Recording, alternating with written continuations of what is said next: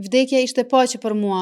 Ikja natën prej shtëpisë, çaja e kthehesha. Këto janë fjalët e të mbijetuarit të dhunës seksuale në Kosovë, Ramadan Ishori, i cili është i mbijetuari i dhunës nga lufta e fundit në Kosovë. Sot ai vendosi ta thyej heshtjen dhe të flas për herë të parë për ngjarjen e rëndë. Rrëfimi i tij u bën në ngjarjen Zëri im, forca ime, nuk ka më heshtje, e organizuar nga Qendra Kosovare për rehabilitimin e të mbijetuarve të torturës. Nishori me plot emocion u shpreh se nuk dëshiron që njerëzit ta shohin me keqardhje për dhunën që ka përjetuar. Sot dua që njerëzit të më shohin si një njeri që ka kaluar në shumë gjëra, që jam munduar shumë, por nuk jam thyer kurrë. Dua të më shohin me respekt, si një njeri që ka luftuar shumë për të mbijetuar, si një njeri që shumë herë jam rrëzuar, por jam ngritur në këmbë, u shpreh ai. Unë sot jam këtu, jo për ta harruar ata që kam përjetuar, por për të mos mbetur peng i së kaluarës, shtoi Nishori.